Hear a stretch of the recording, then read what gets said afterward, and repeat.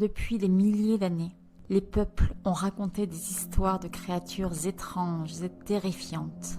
Des êtres à moitié humains, à moitié monstres. Des serpents géants qui engloutissent les bateaux. Des oiseaux capables d'enlever des enfants.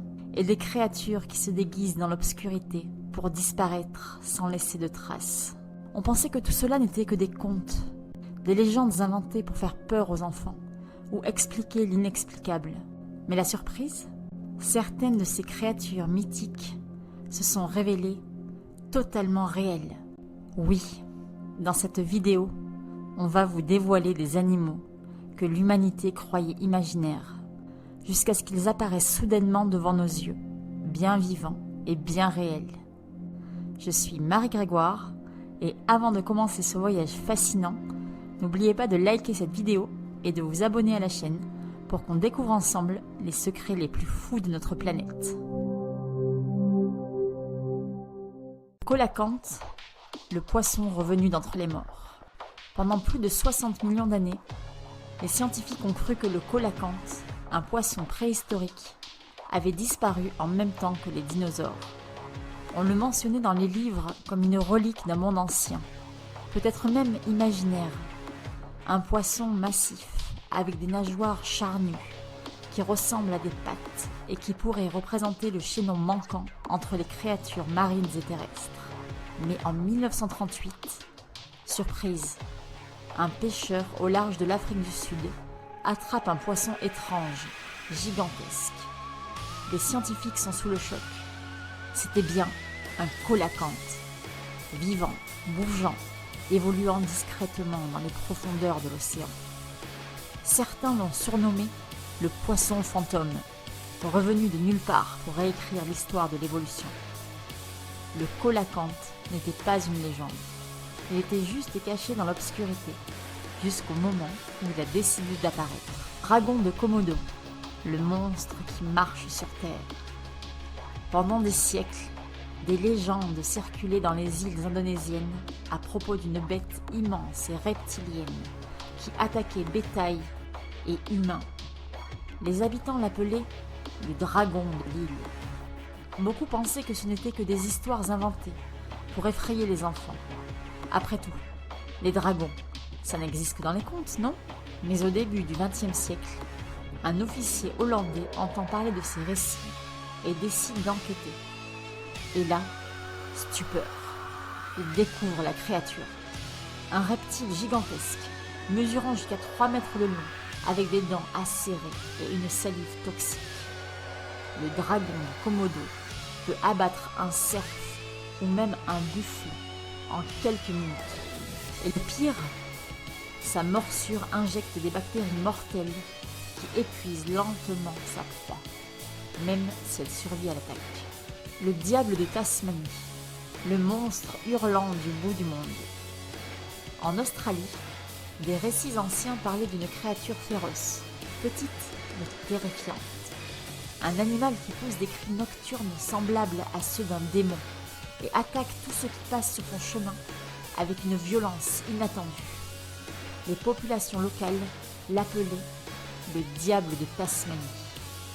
Longtemps, les scientifiques ont cru qu'il s'agissait d'exagération ou d'un animal disparu. Mais avec l'exploration moderne, ils l'ont finalement trouvé.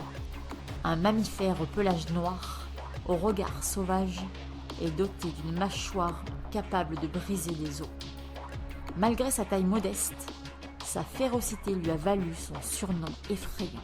Il vit encore aujourd'hui en Tasmanie, mais il est gravement menacé par une maladie faciale qui décime la population. Le poulpe géant, le kraken sorti des abysses. Dans les légendes scandinaves, on racontait qu'un monstre marin immense, appelé le kraken, attaquait les navires avec ses tentacules et les faisait sombrer dans l'océan. Pendant des siècles, on a cru que ce n'était qu'un mythe exagéré par des marins un peu trop alcoolisés.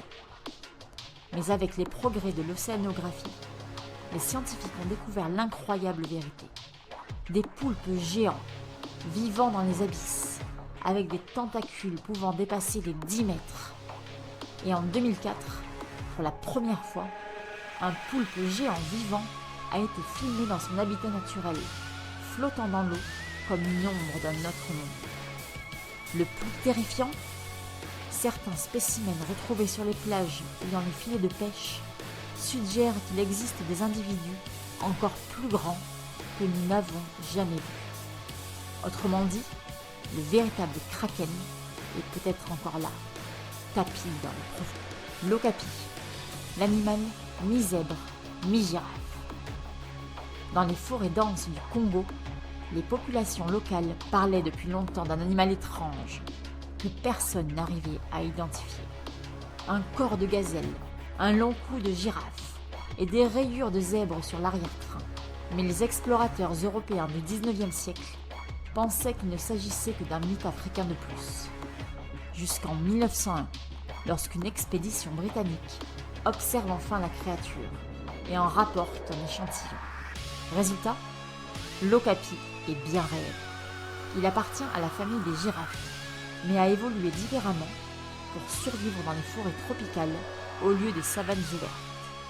Aujourd'hui, c'est l'un des mammifères les plus rares de la planète et il ne vit que dans l'est du Congo. Une créature légendaire qui a émergé de l'ombre pour rappeler que la nature a encore bien des secrets à nous révéler. Conclusion. Depuis toujours, les légendes reflètent l'imagination des peuples.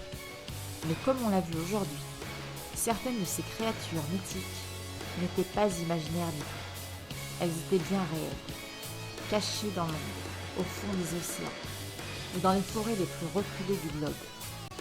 Ces histoires nous rappellent une chose essentielle. Le monde est encore rempli de mystères.